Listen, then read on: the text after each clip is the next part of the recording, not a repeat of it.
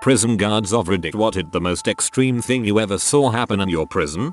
My dad was a prison guard in Tennessee. Every Thursday was pork chop day in Maximum. When you have nothing you live for the little things. One day they ran out of pork chops and a dumb shit guard tells the back of the line they're all out of pork chops, the rest of you suckers are getting bologna. Minor riot with a 6-hour lockdown. 2 broken bones and like 10 people had to be treated by the nurse. That guard must be proud of himself. Not me, but my mom is a prison nurse. She once had a dude swallow a balloon filled with drugs, and it popped or leaked in his stomach and he overdosed. This is why you double line your drug balloons, kids. Between fights, suicides, attempted suicides, etc. Worst one that got me was I cut down a hanger. He went into fight mode swinging at us. We got him to the ground and handcuffed him and pinned him on the floor. He started to cry, begging us to kill him as we tried to keep him from banging his head on the floor. That was my first hanging and stuck with me ever since. I was working a pod and had someone throw a melted down shoe heel in a sofa can at me. Think hot melted rubber. It mainly got on my shirt so I was fine, but started fighting with the guy. I had him pinned on the ground. With 64 offenders around me, I had lost my cuffs in the fight. They had fell out away from me. Another offender I had known for a while assisted me, handing me my cuffs and holding the guy's legs down. I was able to drag that one offender out, due to the fact the offenders on the pod were throwing stuff at us. The offender who helped me got his time reduced and I wrote him a letter for the parole board and spoke on his behalf. He got out, works a good woodworking job, $24 an hour, and writes to the prison with updates on how he is doing. He has a girlfriend and a baby on the way. Happiest story I have of that place. First hanging. That's terrifying. I'm so sorry. I did a bid in Florida about 4 years ago. While I was inside, they let my cell block come into the common area to watch the iHeartRadio Awards. Never would have watched it on my own, but it was nice to have the distraction. This was the summer that Ariana Grande had that One Less Problem song, and she performed it right before JLo came to the stage. Now, I'm in with mostly Puerto Rican inmates, so JLo being on was a big goddamn deal. Some dude just loses his crap during the Ariana Grande song. Some of the dudes said he was into little girls or something, and throws a very lightweight plastic chair at the TV. Didn't think it would do much damage, but it busted the LCD. Heck, broke loose. Dudes weren't gonna get a chance to see JLo's butt, and they wanted blood for it. I ran my gringo behind back to my cell, and a 60-man brawl ensued. All of this to say, in the midst of the insanity, one guy bit another guy's thumb off, and swallowed it.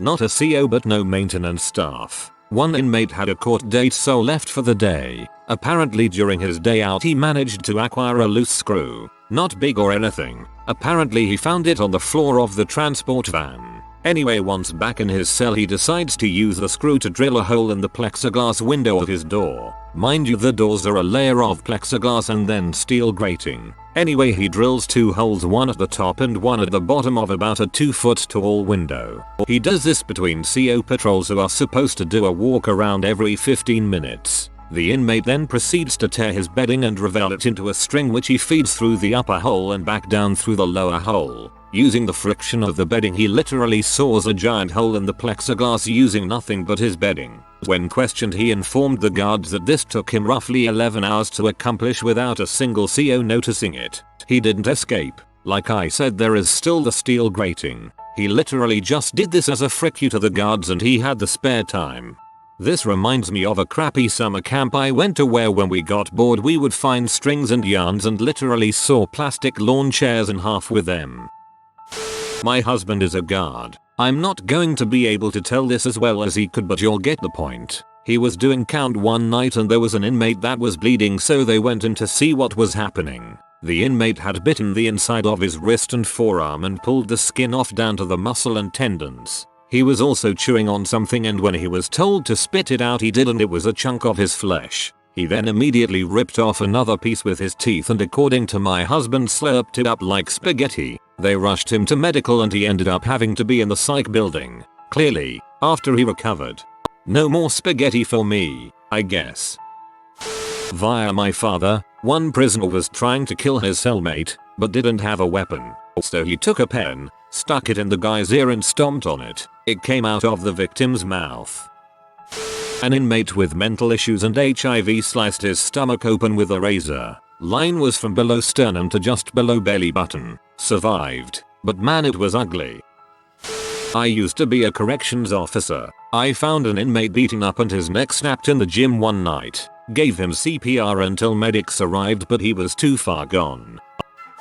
My dad was in prison and the craziest day he experienced was sometime around the end of his first week in. He had been keeping his head down, but one of the other inmates told him to meet him outside by the corner of one of the building during their free time outside. He was hesitant because he didn't want to get into trouble right out of the gate. He looked toward the corner of the building and saw a small group of guys huddled, and he got even more concerned. Just as he was going to walk away, they noticed him and called him over. He accepted. These guys were passing around a cantaloupe and sharing it. Each guy had a spoon and they'd take a bite and pass it on. Awesome.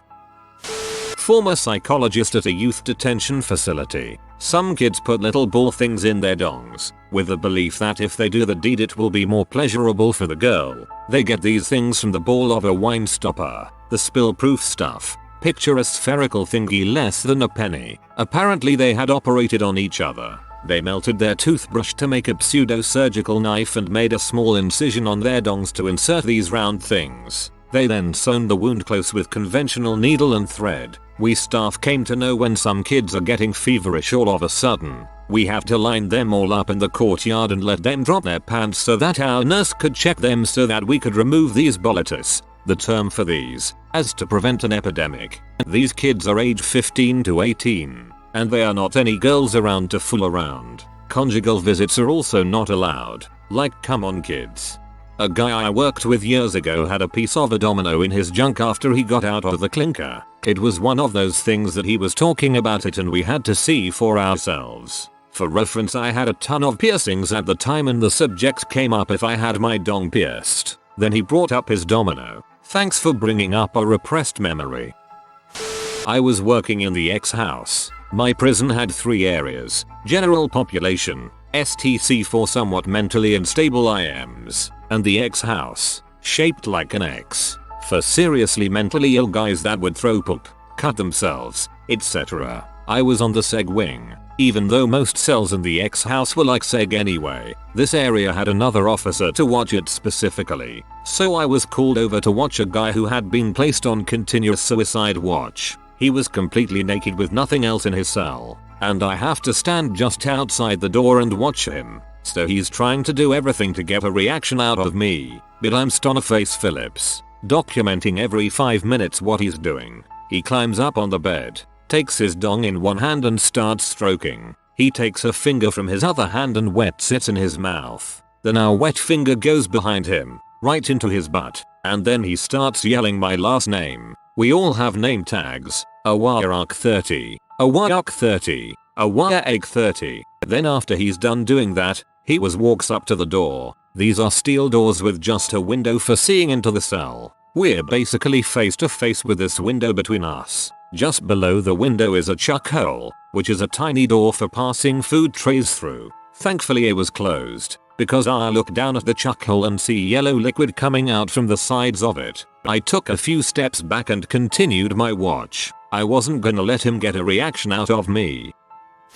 I responded to a fight in the shower where an inmate pushed the other inmate over the bench in the middle of the showers, jumped on him and bit off his chin. I picked his chin up and packed it in ice. I was also a trip officer that day, so I ended up escorting him to the hospital. On the way to the hospital the ambulance hit a deer. I also hit the deer at 78 miles per hour. It had bounced from the ambulance strike and ruptured in midair, exploding all over the front of the van. The van was damaged, but still drove. When we got to the hospital, the doctor didn't sanitize the piece of chin or anything, just sewed it back on. It didn't take, and a few weeks later the guy got gangrene and his chin fell off. Then he almost died from infection. That was a heck of a day. You can't even make this crap up. Currently a company. I work in one of the reformed mental health facilities for my state. Basically we're a prison with a strong focus on mental health rehabilitation. We deal with some of the state's finest, worst cases. I've seen a man with a literal hole in his body from his chest to below his belly button. He put it there. It started after he ripped his intestines out and bit through them. He then proceeded to enlarge the hole slowly over time. Longest 4-point restraint inmate in the state's history. Also seen a guy shove a 4-foot headphone extension cord through his DK and into his bladder not once, not twice, but 5 times now. He's also gouged his eye out. I've got stories like these for days. No, a prison guard, but I work in a psych hospital. Worst thing I saw was a man fingering his stoma in his stomach so hard it was bleeding. He was repeating "frick me" in the P as he fingered it. Couldn't get that crap out of my head for a few days. As I was trying to pull his hand out of his intestines, he was looking deep into my eyes and begging me to frick it. That guy was a mess. I, female, teach, volunteer, in a minimum security male prison. Security level of an incarcerated person doesn't correlate directly with the crimes they're incarcerated for. It's more about their public safety risks, such as reoffending. What that means is my class of minimum security guys has all sorts of offenders in it, including debauchery, child abuse, murder. Our class is held a few times a week in a separate building than the main prison. Trailer portable. My most extreme story is one from springtime. It couldn't have been a more gorgeous day, and everyone was chatty about it. Suddenly, a bit of commotion in the back of the class. Hey, miss up. Hey teacher lady, I head to the back of the trailer to check things out. Everyone's gathered around a window. What? Is there some new CO on the block or maybe a transfer inmate they're all ragging on? I swear these guys are just, I thought to myself, preparing for some juvenile nonsense. At that moment, I saw what they could see. A mama cat and her 3 kittens trotting across the yard and settling in under some daffodils for a nap. A collective all rose up from the trailer, quickly covered up with abrupt subject changes, crap talking and class questions. Of course, I can't help but smile every time I think about it. Moral of the story, they're just people. Maybe they did some crappy things, like real crappy things, or maybe they didn't and they're in there wrongly. Maybe they've been rehabilitated, or maybe they haven't. Heck, maybe they never will be, but everyone likes kittens. Kittens are the answer. Bring kittens to every prison and it'll be okay. You'll need help. Working in the O, we had a prisoner come in unconscious and covered in blood. We got him cleaned up and counted at least 12 stab wounds to his head and face. They were shallow, but the force caused the wounds to look like gashes, so sticks or staples were out of the question. He had even more wounds on his arms from trying to cover his head during the attack. We couldn't save one of his ears and he was still unconscious when I clocked out. Update. According to an employee that still works at that hospital, the prisoner was transferred to a trauma center the following morning. He had multiple fractures and spinal damage. Apparently he was a snitch and got jumped by other prisoners. I have many stories, and many about this particular prison, but one stands out to me the most. Doing a count one day, everyday stuff, and it involves looking through trap windows to make sure everyone is present and breathing. Get to this prisoner's cell. Let's call him Prisoner X. Now this prisoner has a long history of physical abuse from his childhood. As a result, he is an absolutely chronic masturbator. The amount of times I've had to have conversations with him while he is going to town on his ham bone are innumerable. Anyway, doing a count with a female officer. She looks through the trap and immediately recoils. Now all I can hear is a loud buzzing sound and the sounds of furious masturbation. I decide to check the trap against the warnings of my offsider. Should have listened. Turns out he was using the unit's hair clippers, but he had them wrapped in a glove, turned on and shoved squarely up his ass. All I could see was the cord plugged into the wall leading into his loudly buzzing exit chute and him giving his old fella the exercise of its life. Yes, frick, I understand I never ended up referring to him as X. I thought I would at start of the story, and then didn't. I'm gonna leave it up there though, because I can actually take criticism as well as X can take a pair of clippers. I don't think I saw anyone mention the gun, as there will be people who just drop their pants and start viciously jacking their dong the moment they see a female company. Doesn't matter if they are fat, skinny, ugly, pretty, deformed, just has to be female of some sort and they will stare them down and go to town on themselves. Now the thing is, this is not rare. This is not one of those every once in a while things. So many do it, it's glorified within prison. The punishment for something like this is just going to confinement for 15-60 days, where you can gun COs behind a door. No extra physical charges or anything. It's normal. Super fricked up though. I'm correctional officer, but still in training. Told this story by my instructor who was a CO for 15 years. He was working in segregation, essentially solitary confinement, but not that extreme in the sense that the inmates here do get to converse with other inmates and do get to populate outside during rec time for only 2 hours each day. But anyways, one of the inmates also had mental health issues, and after 15 days serving in segregation, psychological issues can form. So it got past 3 weeks and this inmate, who was already did not have a sane mind, went absolutely crazy. Took a razor blade and started to cut open his arm until he got to the vein and cut it out and threw it at the door window, smearing it in blood so the COs couldn't see inside the cell. Once that happens, they have to suit up in protective gear and enter the cell with a body-sized shield. After pulling him out and sending him to medical to get treatment, he is sent back to his cell after the stitches were sewn. 2 hours pass, and the inmate takes another razor blade and starts cutting open his stomach. These blades aren't the strongest, they are very flexible, so it takes time to actually force it straight enough to cut if removed from the shaving device. He began to cut and spent hours until he cut open his stomach and began to pull out his own intestines. It was a cycle of him going to medical and getting stapled up and going back to his cell to open his wounds back up until he was put in a turtle suit, straight jacket. These types of experiences aren't abnormal for mental health patients being put in segregation.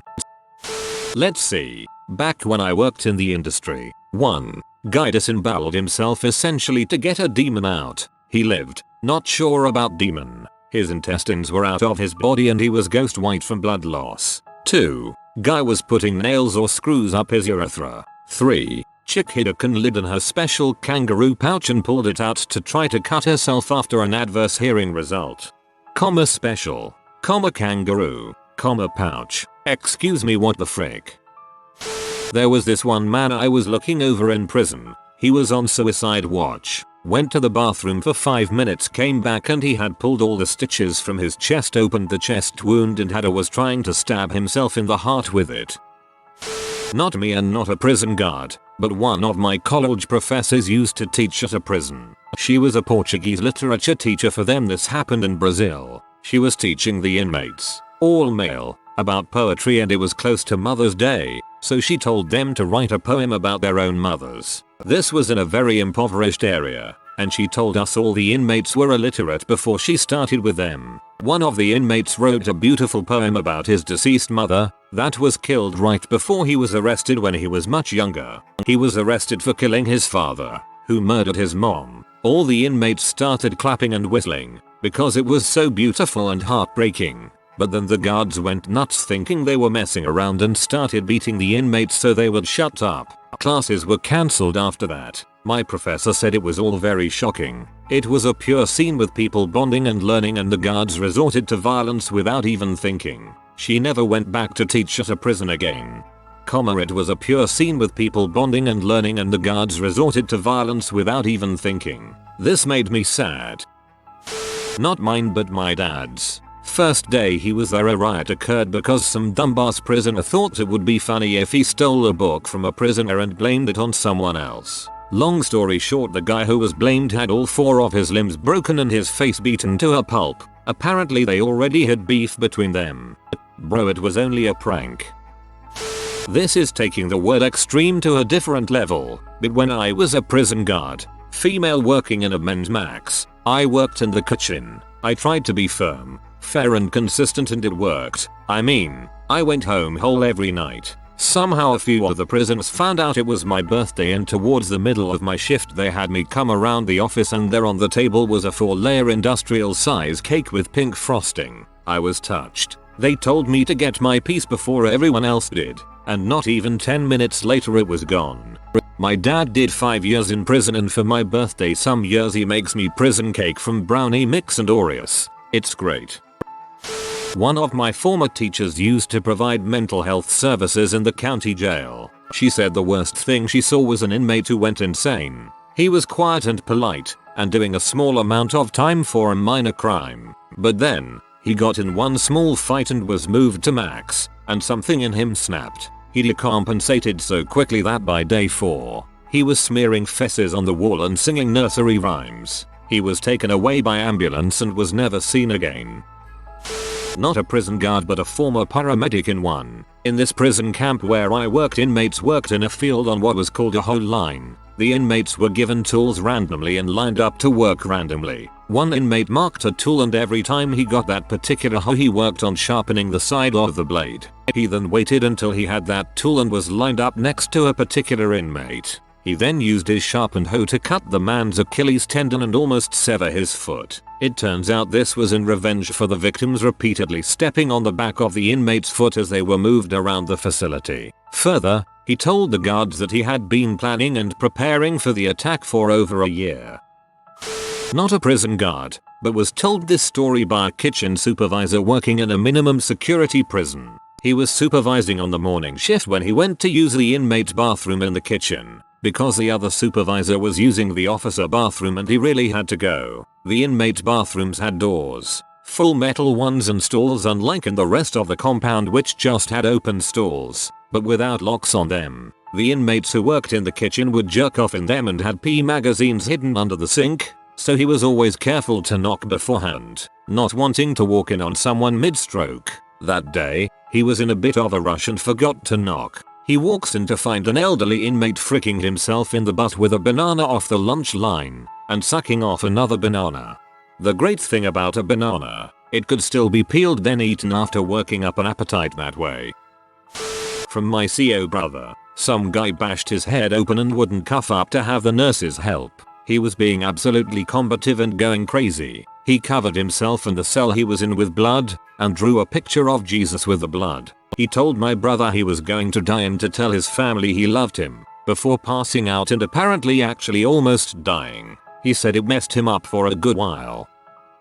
I was a supervisor at an adolescent male diddler secure level 5 facility. Beforehand, I was a regular CO there for 3 years and never saw anything more than a few fights and a few masturbators. My first Friday evening on the job and we had the largest riot the facility has ever had. The first it ever had. 2 kids from the same unit attacked and pinned down a staff holding sharp pencil to his neck. They then whistled to the other units which triggered 2 other residents to do the same on their unit. We had 2 staff per unit, a floater, and a supervisor for 40 kids. I ended up having to call the police so come assist. They came in with guns blazing, and the kids dropped the attempt dang quick.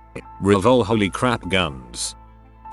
I was a mailroom employee at the unit in Texas that houses death row. For security reasons, most of death row inmates had their mail constantly scanned or read, while other inmates just had them searched for contraband. This whole process was a knee-jerk process out in place after a governor was threatened from doctor. Then bringing the mail to the inmates and telling them you read it and found some crap was terrifying because they obviously never liked and often threatened violence. The stuff you read is freaking insane. I read plenty of neo-Nazi plots to help bring in the New World Order. Stuff that was completely encoded in their own little systems. And all sorts of absolutely depressing crap. The worst one I ever read had to have been the one of an inmate who was scheduled for execution the next day and was sending a bunch of frick you letters to the victim's family, as if they hadn't been through enough. I know this will get drowned, but if anyone has any questions about it I'm happy to answer. The families would not receive those letters. They were sent to an ombudsman after being screened, and typically to law enforcement past that. The only way those families would receive it is if they filed a subpoena to get them, I imagine. Somewhat speculation, but I'm fairly certain that is the process. If you are new to the channel, you can subscribe. I publish new videos every day. Until then, check another video.